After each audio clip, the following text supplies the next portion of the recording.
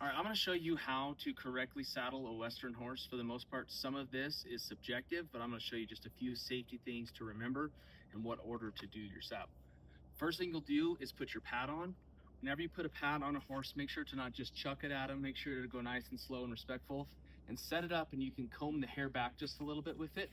If you didn't do that, you would spike this hair up and then it would sit kind of crimped up like that. So you would just want to slide this on nice and easy. Make sure that pad is where your saddle is going to be pretty close to be. You certainly wouldn't want it here, and you certainly wouldn't want it back there, okay? Just like that. Then you're going to grab your saddle. And as you can see, I'm doing this without this horse tied, so he might move a little bit. When you go to saddle your horse, get yourself prepared and ready however you bring the saddle up, whether you're the type that carries it like this to your horse, however you go to do it. I would recommend this because it's easier. So you can hold it right here, and as you go up, you're gonna push slightly with your left hand, swing it slowly. You can set it down nice and easy. So then you wanna make sure that you have a little bit more pad in the front than you do in the back, because otherwise it'll start to slide out. So you can see there, got a little more than the back. Then make sure it's centered over the middle line and pull your pad up into your gullet. Now you decide where your saddle needs to be, front and back. You don't want it sitting up on their scapula, so I would just try to make sure that's set back just a little bit. Then you can take your stirrup, hang it on your horn. I don't do that because it hits me in the head and I hate that. Okay, now I can take this down when I'm ready. I'm gonna go to the other side and you can follow me there. So I take my cinches down. Everyone has their different ways of putting them up, it doesn't matter. So I'll pull my cinches down. I know that this saddle was on a little bit bigger of a horse, so I'm already going to adjust it up just a little bit on the back, and then up here as well. Now, some of you are going to have a saddle that doesn't have two latigos, whether you have an offside billet. However you do that, just adjust it up just a little bit. But what you want to try to do, just so you don't waste your time, is when you pull this underneath, this middle should be just barely closer to me, not all the way over there. So that tells me I needed to come up just ever so slightly. I'll do that real quick so you can see that. So with this horse, I would change out cinches probably more often than not, because this is quite a bit of mass right here. And over time that would rub a horse. So for those of you that don't miss anything, that's what I would do. So that looks about right. We'll leave that hanging for now.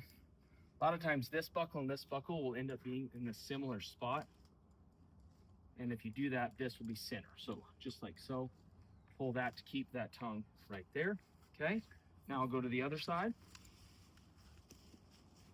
As a matter of habit, you definitely don't want your horse leaning down, eating what he was doing while I was doing that, so just remember that. That means you have to put this over your arm. Go ahead and do that. Okay, so now I'm gonna take my cinch down. Okay, just like so. While it still is up in the air, I'm gonna reach down here with my left hand, not my right hand. Feed it through, pull it. Now this is where you can be a horseman or a heartache for a horse. All I'm gonna do is just snug this up so it's touching him, not try to get it tight. To remind myself that this is not actually cinched up, I'm gonna stick it through my stirrup so I'm not a ding dong and forget that and go try to get on while it's super loose. Okay, then I'll grab my back cinch. Once again with my left arm staying close to the horse, and I'm going to put that nice and snug, not tight. So for those of you who have a breast collar on, I was always taught to put these two cinches on first. So main cinch first in a wreck, that's going to keep the saddle up there. Then go to your back cinch, then do your breast collar. I've heard of people that do main cinch first. That's universal. Some people then put the breast collar on and then they put hair. So when you go to take it off, it's reverse operation. I'm not going to take the saddle off, but I would take this cinch off first, then this cinch, and then pull it off. You never know when something's going to scare your horse. They shiver, they shake.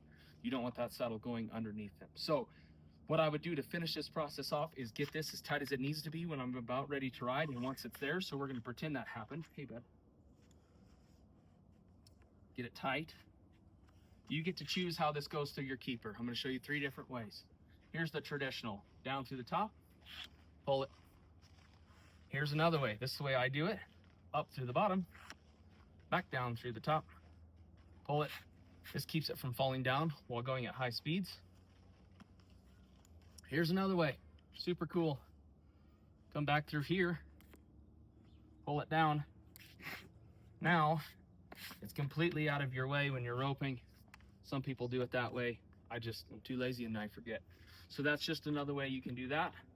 So when you're all said and done, just make sure that everything is centered, looks good the way it should be, and then you would just disengage your horse to make sure that they're comfortable and good with it, and then you're ready to go. So that's just how you saddle. Just remember, main cinch first, then you get to decide the other ones. Like I said, I always did the back cinch first, hey bud, and then the breast collar. So that's just a simple overview on how to saddle a Western horse.